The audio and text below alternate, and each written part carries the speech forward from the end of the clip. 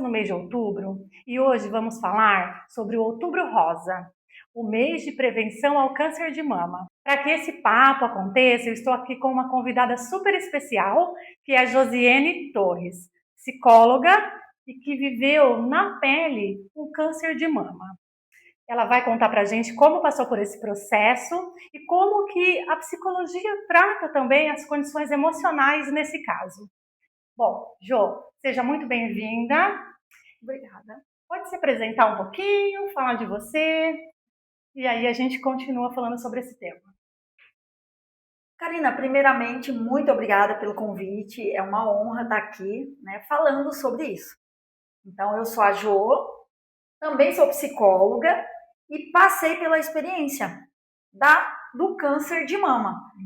Exatamente no mês de outubro, agora, Karina, vai fazer 2 anos da descoberta. 2 anos da já. descoberta, tá? Então, sim, para mim passou muito rápido, mas olhando para trás eu vejo que, nossa, passou. Passou, graças a Isso. Deus. Bom, então a gente vai bater um papo, é um bate-papo mesmo, né, Jo? Leve, Isso, descontraído, claro. para a gente falar um pouquinho como a psicologia pode ajudar nesse caso de câncer de mama, né? E para isso, então, eu vou começar com uma pergunta. Claro. Como foi receber o diagnóstico, Jo? Terrível, né? Foi terrível, Karina. Recebeu enquanto a descoberta de um tumor, ok, né? Todos os médicos dizendo que parecia ser algo super positivo, que seria apenas um tumor. Mas quando veio a biópsia, aí o mundo cai. Foi você, a única coisa que vem na cabeça realmente é a morte. Então eu lembro que estava muito positiva em relação a tudo. Mas nesse dia do diagnóstico, eu cheguei em casa e a única coisa que eu fazia era chorar. Por conta da incerteza. E eu lembro que o médico, ele me chamou, eu fiz a biópsia e aí simplesmente a secretária me ligou e disse: "Você pode estar aqui ainda hoje?" Nossa. E aí eu falei: "Nossa, infelizmente, pela pressa já dá medo." Então, assim, a única coisa que veio na mente foi o medo da morte. O medo da morte. Porque ele só falou assim: "Olha, tivemos um problema. Infelizmente é um câncer." Aí, naquele momento ali, o mundo cai, sabe? Tipo, a única coisa que vem à cabeça é: eu vou morrer.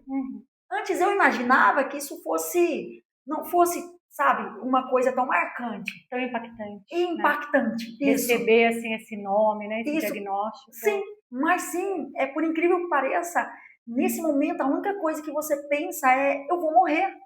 Eu vou morrer. Por questões de segundo, sabe? Por questões de segundo mesmo.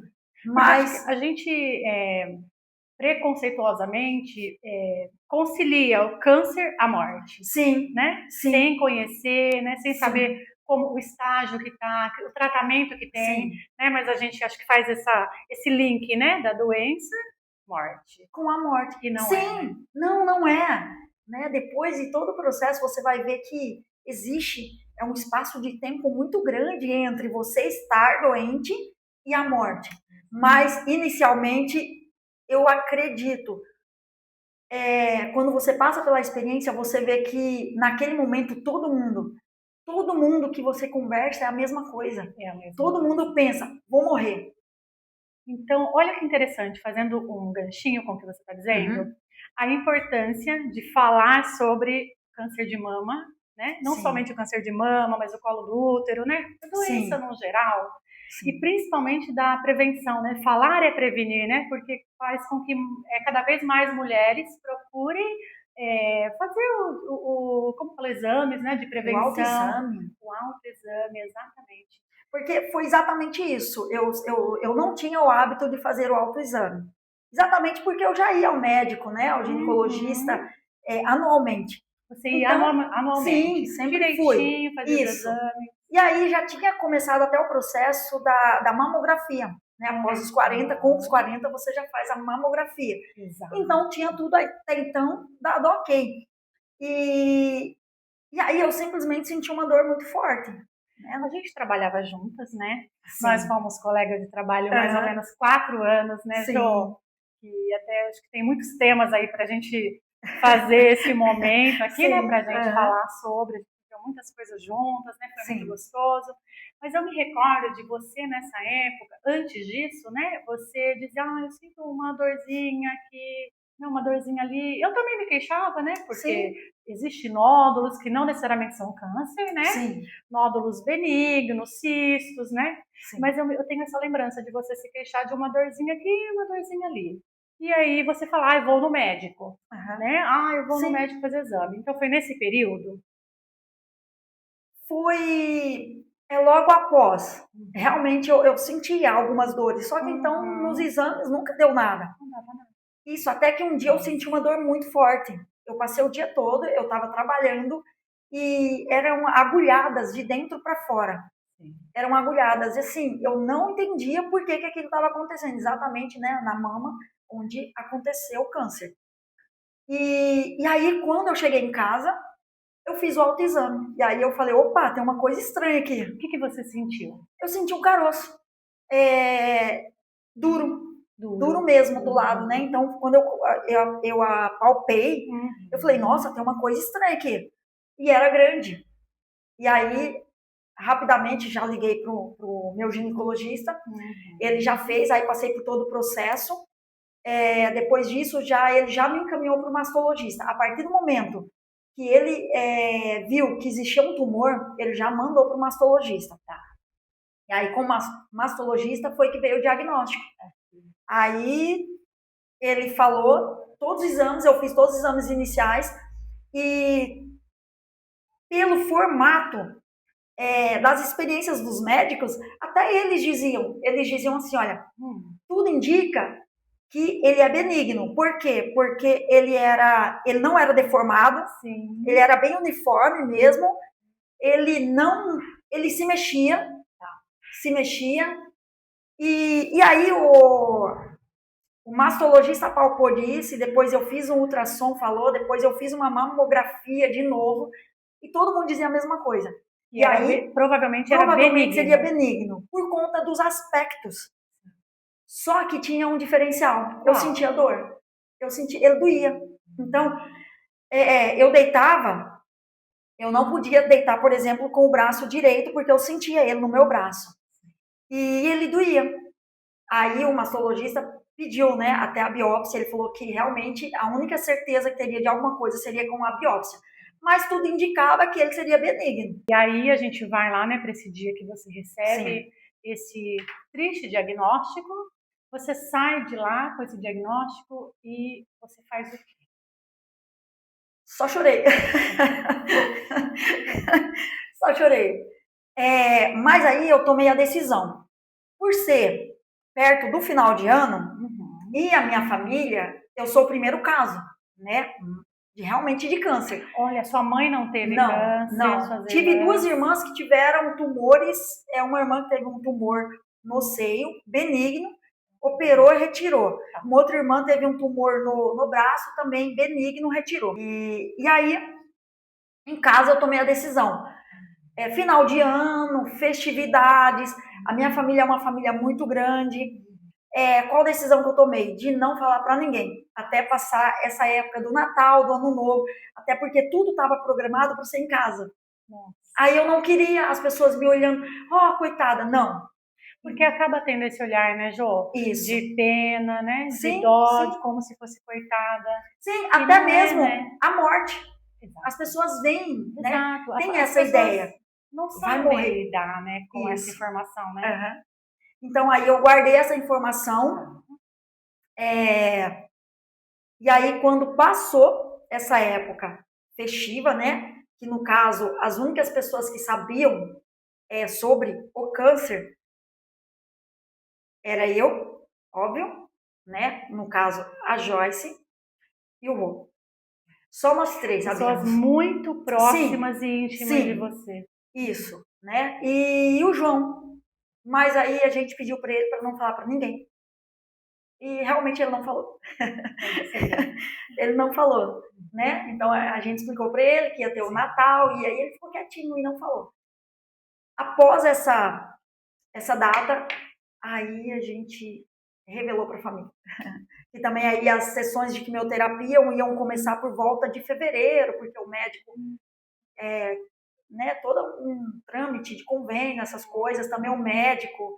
Por fim, se eu não me engano, comecei em fevereiro as quimioterapias. Tá? E aí foi decidido, né, primeiro a quimio, por quê? Porque ele estava grande, então o médico, ele orientou, ele falou que eu poderia decidir em fazer a cirurgia primeiro, mas fazendo a cirurgia primeiro, seria retirada toda a minha mama.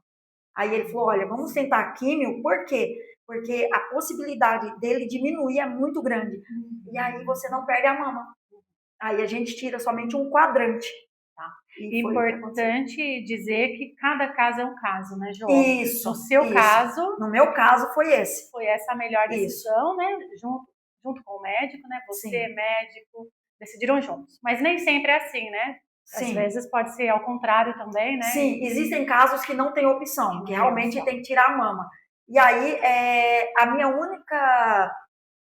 único desejo, Karina, era preservar a minha vida. Se tivesse que ficar sem a mama, eu estava disposta a ficar sem a mama, entendeu? O meu único desejo era a vida, era só isso. Então, eu falei para o doutor que meu único desejo era a vida.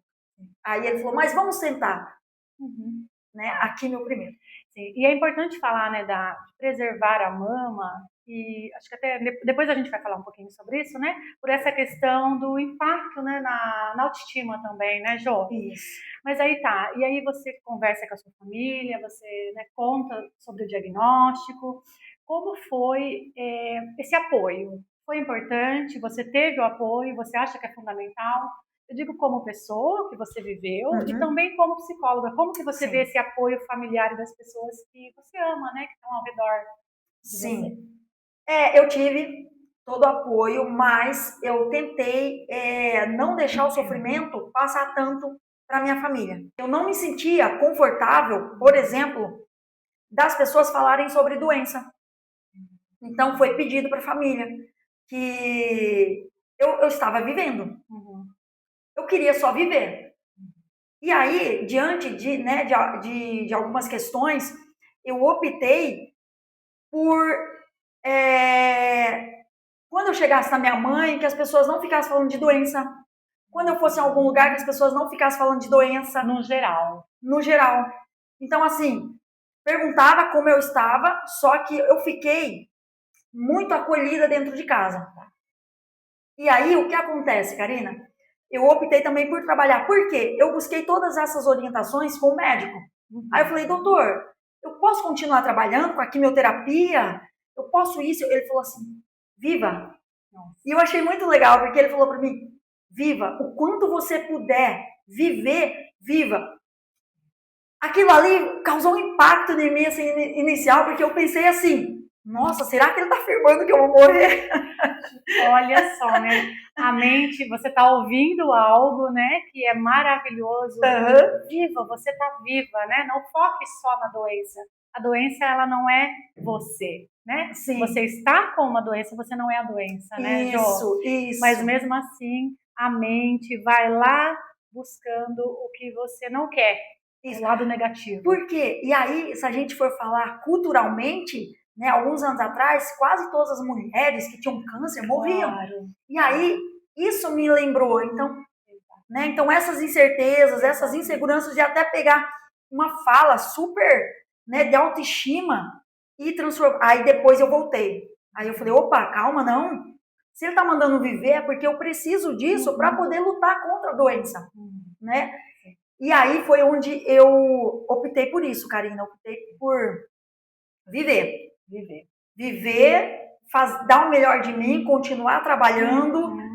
E aí vamos descobrindo o que tá nesse meio.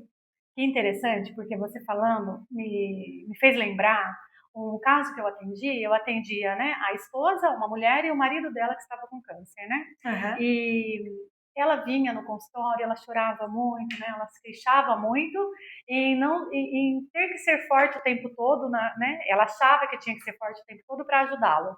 Então, no consultório era o lugar que ela tinha para chorar, para desabafar, acolhimento. Né? Acolhimento. E eu dizia exatamente isso para ela. viva. Hoje ele está vivo, né? Então hoje faça com ele tudo o que ele gosta de fazer, que vocês sempre fizeram. Eles adoravam dançar e eles tinham parado de dançar por um tempo, depois que teve o diagnóstico. Sim. Ele ficou muito fraco, mas eu só dizia isso para ela: dance com ele.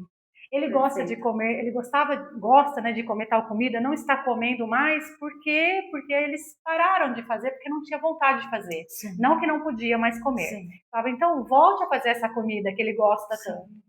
E então foi assim, maravilhoso.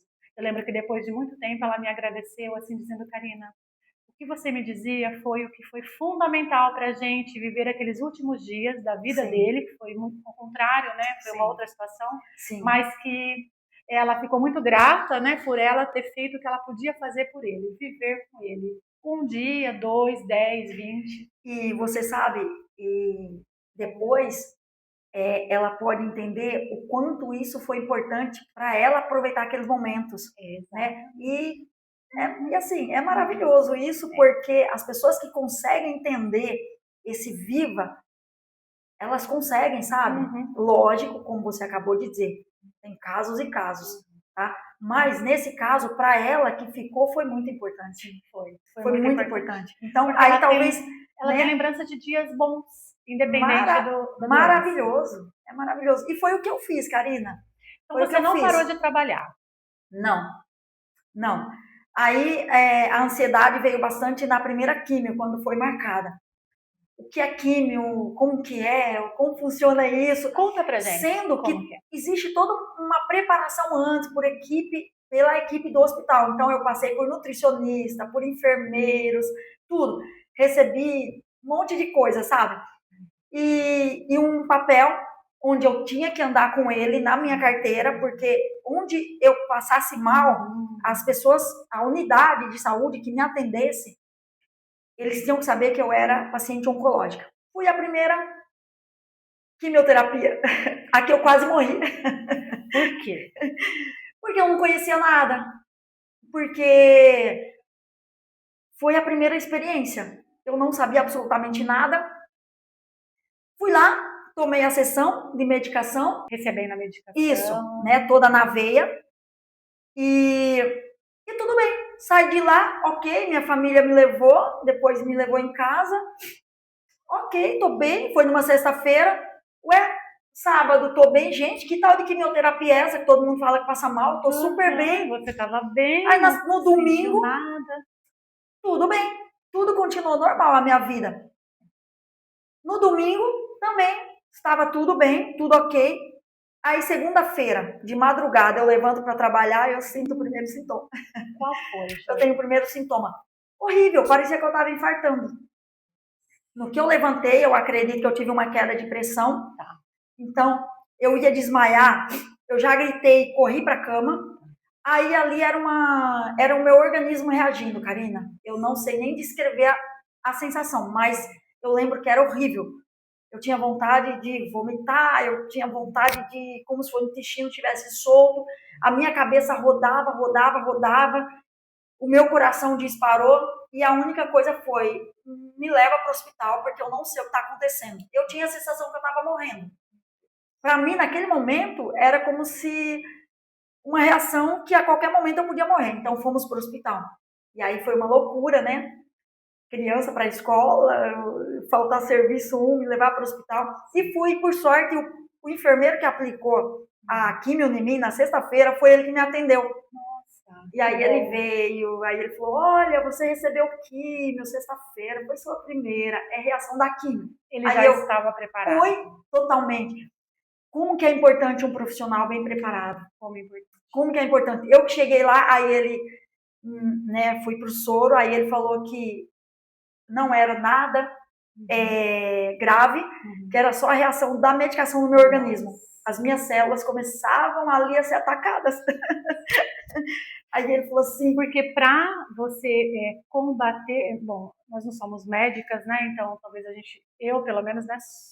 Talvez não tenha os termos técnicos mais adequados, sim, mas seria para combater Isso, a medicação, ela serve assim, à medida que ela combate as células doentes, ela também combate as células boas. Por isso que nós perdemos o cabelo, ficamos fracas. Então, assim, na quimioterapia não são só células doentes que morrem, células boas também, células saudáveis. Por isso fica tão Por fraco. isso você fica tão fraca, tão frágil, e principalmente a queda de cabelo. O enfermeiro super me acolheu. E aí colocou um sorinho, disse que realmente era a reação da químio e que agora eu precisava ficar uns dias de repouso, porque as reações eu não poderia lutar. Naquele momento ele falou assim para mim: não lute contra o seu corpo, se jogue na cama, vai passar, tá? Mas você precisa realmente só respeitar o momento do seu corpo agora. Foi a primeira químio, foi a pior, realmente essa foi terrível. O que aconteceu? Aí depois voltei para casa, reação da químio também. Eu comecei a sentir o meu paladar totalmente diferente. Eu não tinha paladar, eu tinha um gosto horrível na boca. Por conta da medicação? Por conta da medicação, é uma reação também. Eu parei de comer e para mim parecia que estava tudo bem. Aí, claro, eu fui perdendo peso e aí só líquido. Só que chegou um momento, Karina, que eu já estava tão debilitada que eu tinha muita fome, mas eu não conseguia comer. Foi um momento que realmente foi o momento mais crítico, porque eu pensei que eu não ia suportar. Eu falei, eu não vou aguentar, eu vou morrer. Porque eu cheguei a 49 quilos. Aí eu aprendi o quê? Com isso, que eu não poderia parar de comer.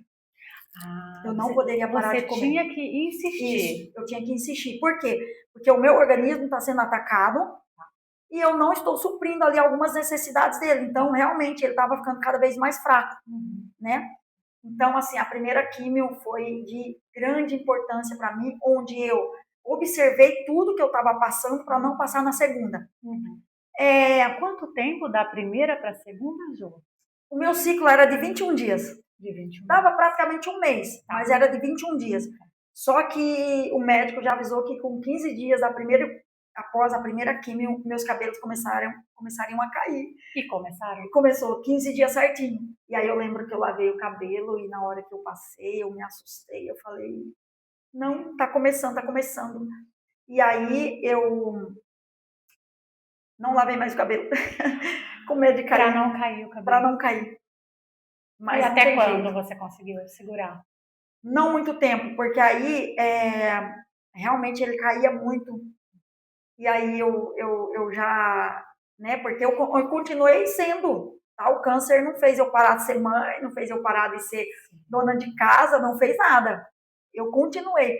E aí eu via que eu não queria mais entrar na cozinha, e aí foi onde eu optei por fazer um corte curtinho.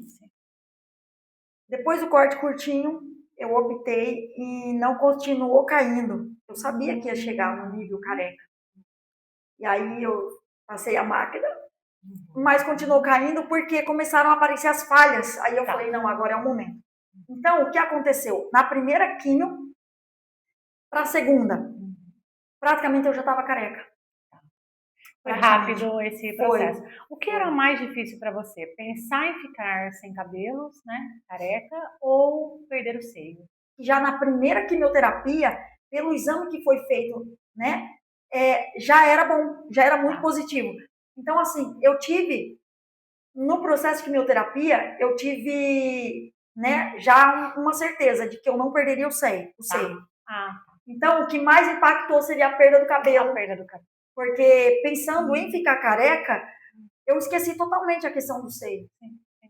O cabelo é tão importante, né, Jô? Muito. Ele desenha o rosto. Desenha. Né? E para a mulher é muito importante muito. Isso, né? Então eu ficava assim, vou perder meu cabelo, meu Deus do céu, vou perder meu cabelo. Sim. E realmente aconteceu, tá? Então... E como foi para você emocionalmente perder o cabelo? Se olhar no espelho e ver se ver sem o cabelo, como foi para você? Você lembra daquela cena da novela Laços de Família? Lembro, não tem como não lembrar. Meu Deus, Karina, é real. Eu me vi naquela cena igualzinho. Então é triste, na hora que sabe que você vai... Uma coisa é você ver um pouquinho de cabelo, outra coisa é você ver... Mais uma coisa é quando você passa a mão e vê lisinho. Então, o João não estava em casa. E eu decidi fazer não na frente dele.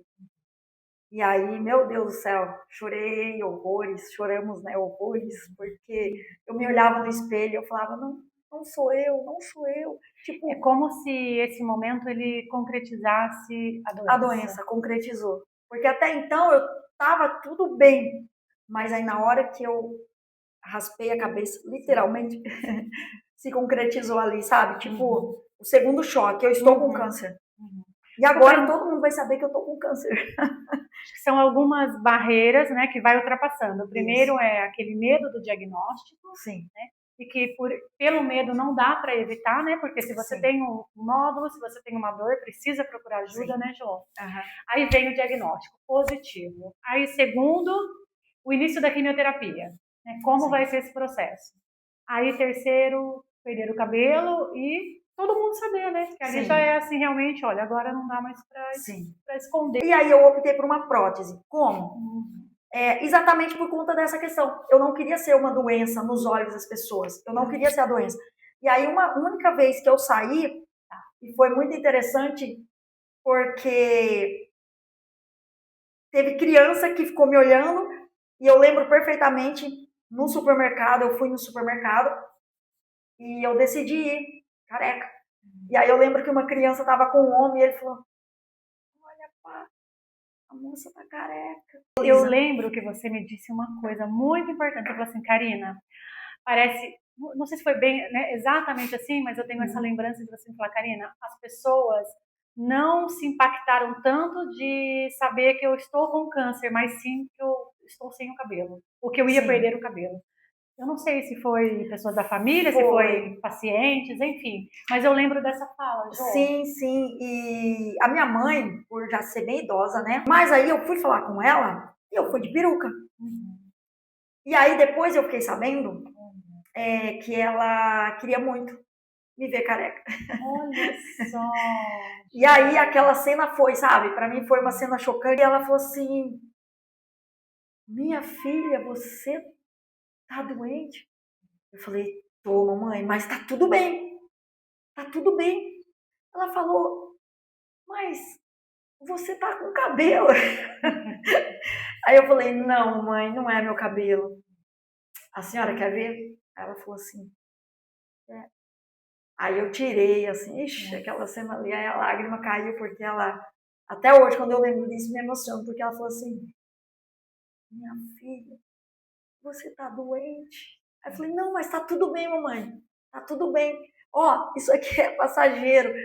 E o olho dela encheu de lágrimas, assim, sabe? Porque pra minha mãe é a primeira vez, né? Ela nunca passou, tipo, por isso. Aí eu falei, nossa. Aí eu já coloquei a peruca de novo, arrumei, falei, tá tudo bem. Falei pra ela, tá tudo bem. Eu tô bem, a senhora tá vendo que eu tô bem? A senhora tá vendo aqui? Meu olho só encheu de lágrimas por causa da senhora. Então descontraí ali e voltei. E agora é o seu cabelo Agora mesmo. É o meu cabelo. Né? Agora é o meu cabelo. Agora é o seu cabelo mesmo, né? Jô, e olhando assim de fora, você, como psicóloga, como que você pode ajudar um paciente que esteja passando pelo que você passou?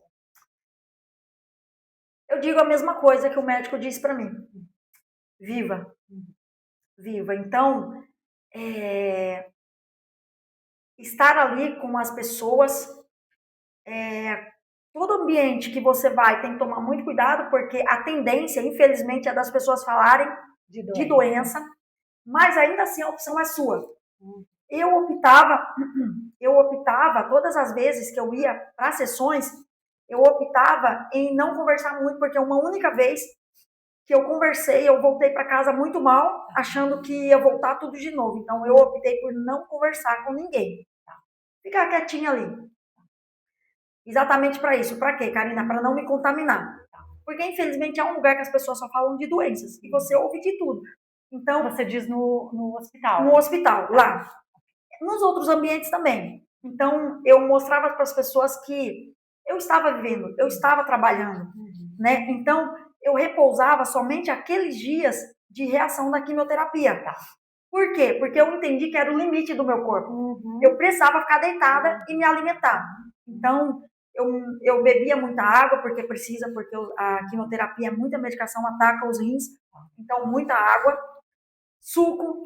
Então, assim, e aí eu aprendi que eu não podia parar de comer de novo, então ficava comendo.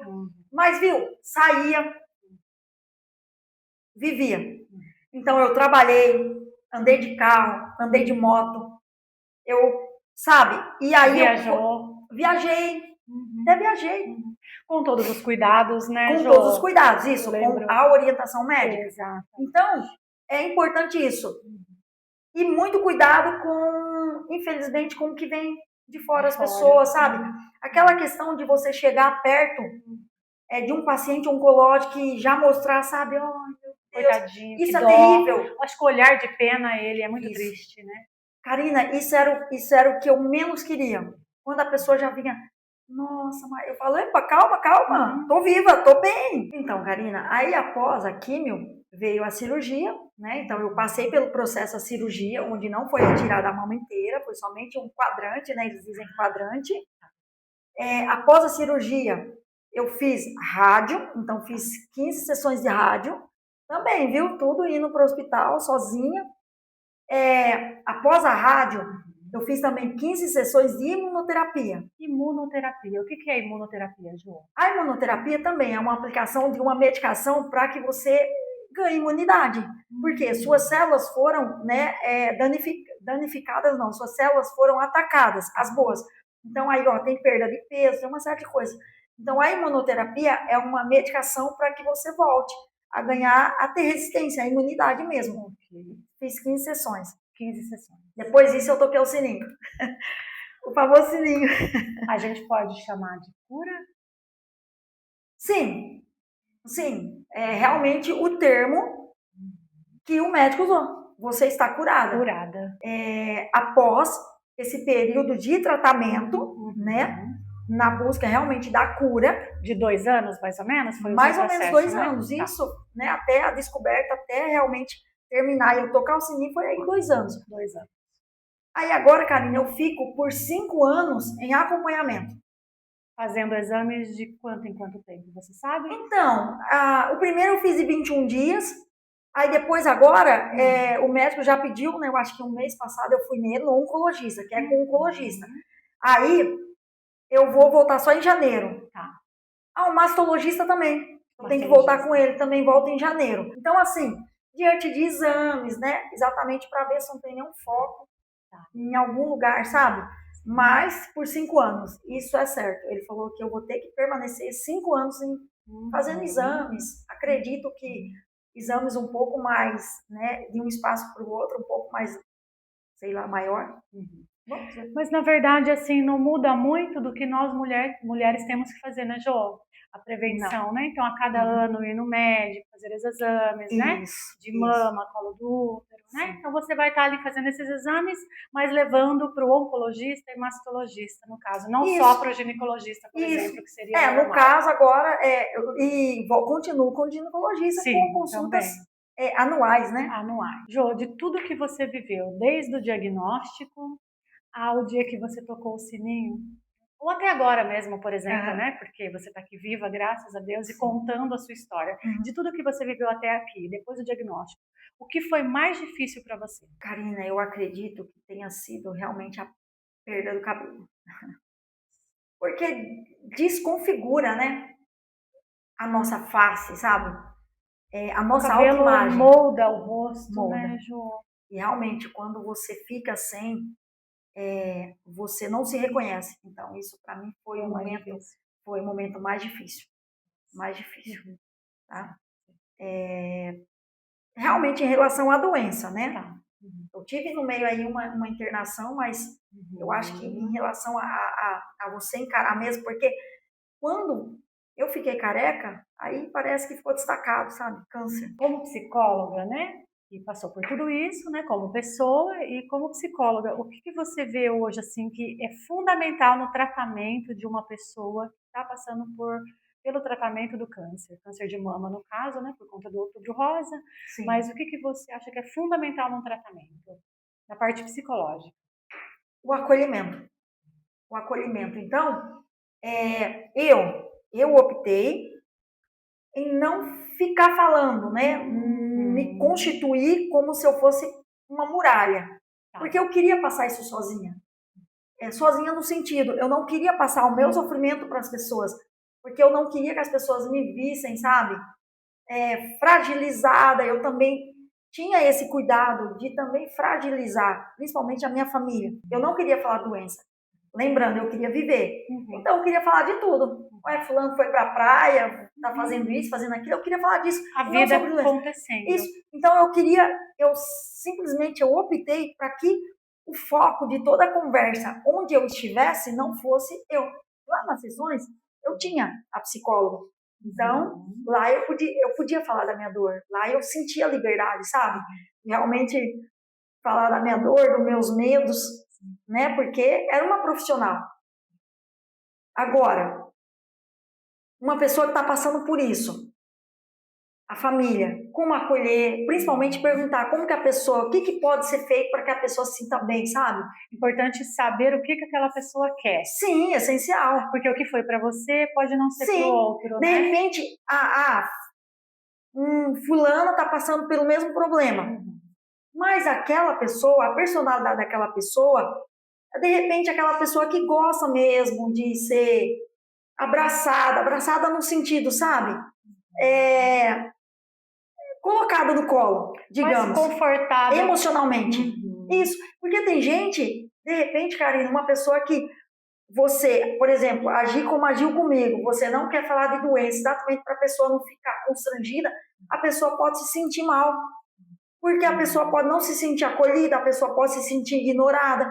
E isso é muito ruim para o emocional. Então, é importante que enquanto família, enquanto amigos, sabe? Como que eu posso te ajudar? Como que eu posso, sabe, de alguma forma colaborar para que você fique bem? Mostrar, eu estou aqui, como eu posso te ajudar, né? Se tem alguma coisa que eu posso te ajudar e como, e ir sentindo a pessoa, né? Isso. E sentindo o que a pessoa quer falar, sobre o que ela quer falar, o que ela quer fazer, sim, né?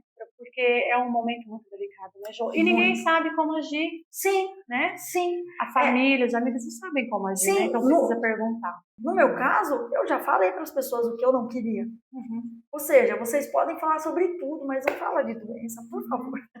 Porque você é uma pessoa você é psicóloga, você é uma pessoa, né, muito aberta, comunicativa, então, né, você tem esse conhecimento, né, e falar, não, eu sei o que eu gosto e o que eu quero, eu sei o que eu não gosto e o que eu não quero, né? Nem todo mundo, né, tem esse autoconhecimento.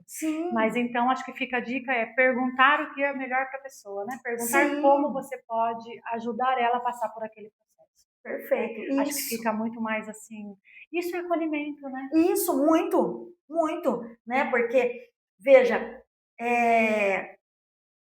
ali eu só era uma mulher que realmente, como todas as outras, tinha dúvida. Mas aí eu falei, eu tenho que usar agora o conhecimento que eu tenho a meu favor. E aí uma forma que eu achei, sabe, Karina, foi isso, foi esclarecer para as pessoas logo. Olha, não falem de doença, eu não quero estar aqui, não quero ser foco de conversa, porque o único foco de um paciente oncológico é viver.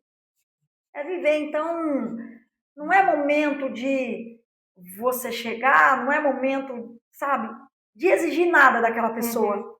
Não se exige nada de um paciente oncológico, porque quem está precisando de alguma coisa é ele. É um momento de doação? Muita. Doação de paciência, doação de escuta, né? Ouvido, doação, né? Não é exigência. Isso, e dentro disso que nós estamos falando, uma pessoa é diferente da outra, uma mulher é diferente da outra, então eu agi assim, as outras pode ser que não, né? Eu quis ficar sozinha, outra mulher de repente pode ser que não, ela quer estar rodeada da família, dos amigos, então, sabe, são personalidades e são estruturas emocionais diferentes, entende? Então, isso é importante, por isso que é importante perguntar. Como eu posso te ajudar? Né? Não espere nada daquela pessoa, porque nesse momento, sabe? Nesse momento da doença, do tratamento, só existe um único foco. Viver. Então, porque... Não existe porque você... A pessoa está com um problemão na mão, que é vida ou morte, e ela só está pensando nisso. Hoje, você curada, né? E claro, acompanhando, né? Como você disse, por mais 5 anos, né? Mas o que você aprendeu, Jô, assim, tem alguma maior lição disso tudo? Eu acho que você aprendeu muitas coisas, né? Óbvio, Sim, você ia dormir não sabendo como que... A gente nunca sabe, né? Como vai ser o dia sim. seguinte, mas ali era uma situação muito mais complicada. Então, eu acredito que você aprendeu muitas coisas, mas ficou algo assim mais marcante disso tudo que você viveu? Ficou. Eu acredito muito que a motivação maior para que realmente eu agarrasse, sabe, o tratamento com o propósito de me curar, foi meu filho, foi o João. Eu não quis ser mãe para um dia abandonar. E aí eu falava, não, Deus, eu não posso. Não posso deixá-lo. Então, não, não posso. Então, eu tenho a missão de ficar bem porque eu quero criá-lo. Em algum momento você brigou com Deus? Você duvidou de Deus, da sua fé? Fé foi importante nesse momento? Muito, muito. Diante do diagnóstico, diante de lágrimas e choro, vem a explosão, né? Que é a emoção. Naquele momento onde você é só um ser humano brigando porque eu. E aí sim, eu questionei. Mas aí depois eu compreendi. Aí depois eu compreendi. E sim, nesse momento, de novo, né, sempre sendo acolhida, eu compreendi que foi melhor eu. Por quê? Se fosse com uma das minhas irmãs, Karina, eu sofreria mais. Eu sofreria mais. Eu acho que, eu acho, não, eu tenho certeza que eu sofreria mais. Eu sofreria com medo de perder, eu sofreria no que eu posso fazer, eu sofreria em querer estar, entendeu? E principalmente me conhecendo, conhecendo a minha estrutura emocional, né? Que essa, sempre que parece estar bem, todo mundo acha que eu sempre estou bem. E as minhas irmãs, então, eu agradeci que fosse eu, que foi eu. Porque eu sofreria mais mesmo pelas minhas irmãs, sabe? Isso mostra como a família sofre, né? Porque olha só, Sim. você passou por tudo isso, um momento de muita dor, emocional e física, e você ainda assim achou que isso foi mais leve, digamos assim, do que se fosse com alguém que você ama. Sim, Então, olha o sofrimento da família, como o familiar também sofre, né, sim. Jô? Mesmo que eu optei por ficar sozinha nesses momentos, momento mesmo, sabe, que eu tava mal, porque quando eu levantava, ixi, final de semana eu tava batendo perna na casa da minha mãe, eu tava lá, entendeu? Com essas condições. Por favor, ninguém fala de doença. Era importante a mensagem, sabe? O WhatsApp. Oi, como você tá? Né? Você mesma foi uma pessoa que, meu Deus, toda ali direto. Então, isso é bom. Você se sente muito acolhida, porque você sabe que as pessoas, mesmo elas não estando ali na sua frente, mas elas estão lá. Como você tá? Olha, tá precisando de alguma coisa? Olha, nossa, orei por você, viu? Tá sempre no meu pensamento. Então, isso é muito acolhedor. Então, eu não fiquei sozinha. Entendeu? Eu só realmente optei por não ter a presença ali, porque eu não queria ver ninguém. Naquele período, naqueles dias pós quimioterapia, que foram os Isso, dias as mais reações, difíceis, isso, né? Porque passava ali o quê? 3, 4 dias você voltava para atividade, vida normal. isso. E aí era a vida que seguia, entendeu?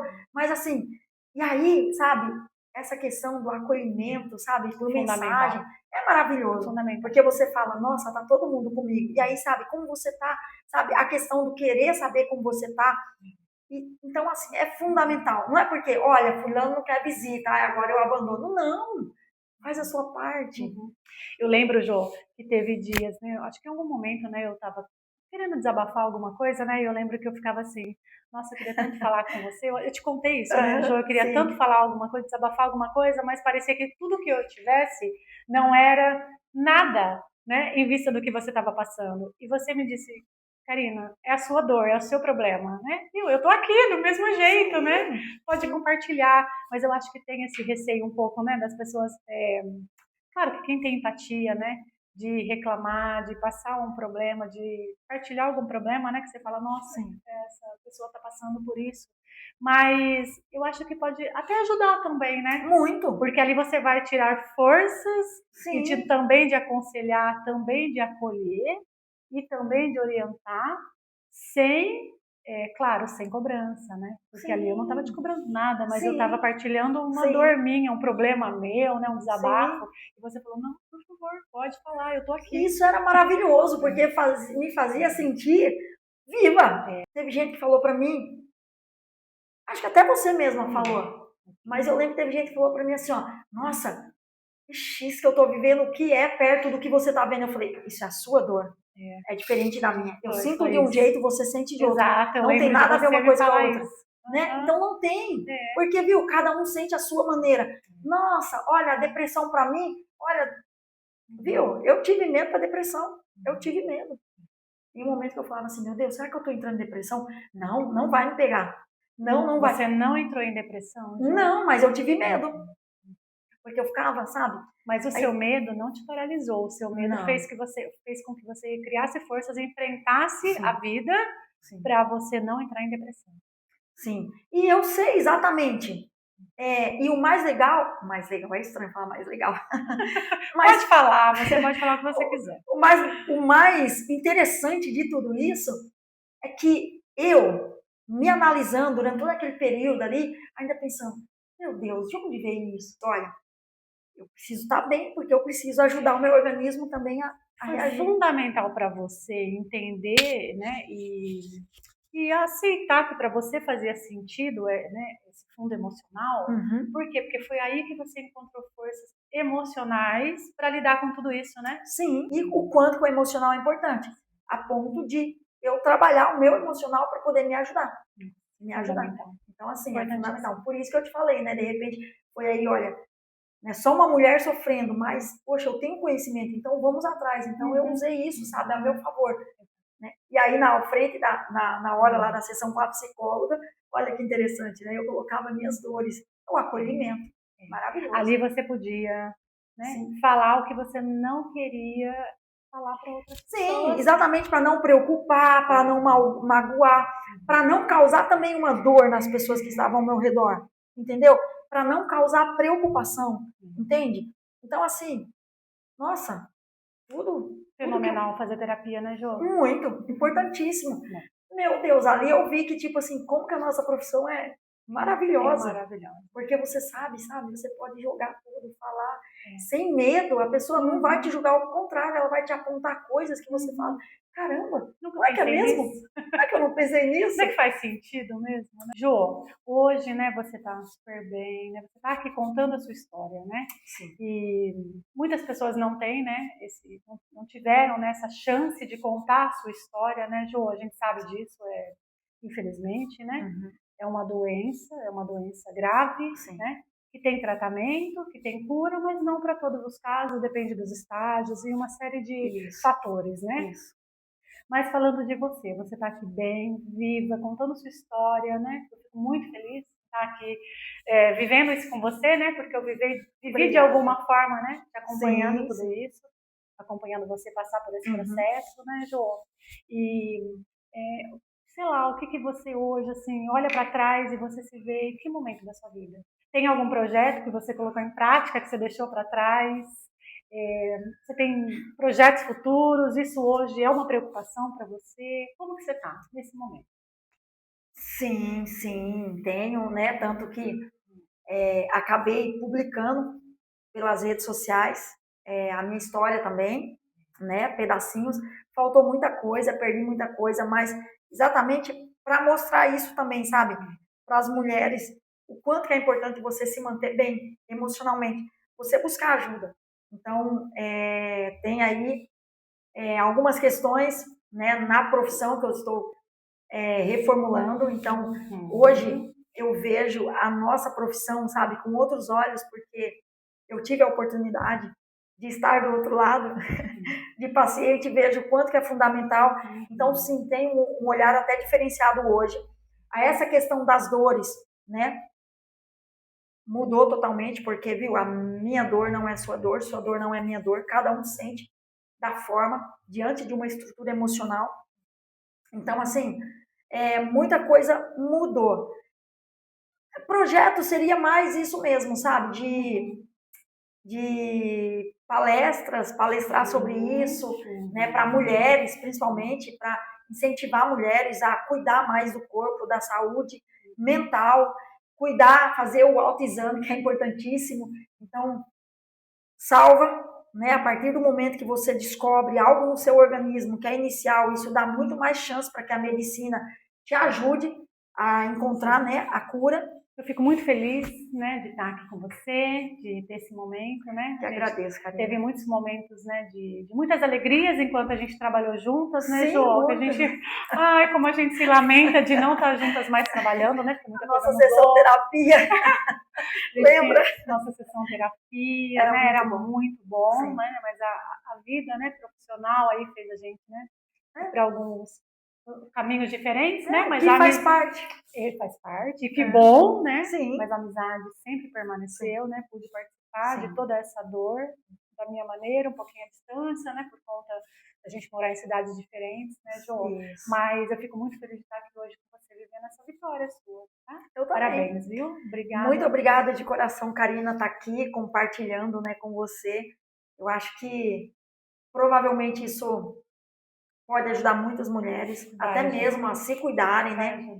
A perderem o medo de se tocar e poder, né, descobrir o quanto antes. Então, assim, não pode ter medo do autoexame, gente. É rapidinho, sem medo, porque com certeza, a partir do momento que você se dispõe a se ajudar, a medicina está aí, né? E na questão espiritual eu nem falo, porque é essencial, não precisa nem falar tanto.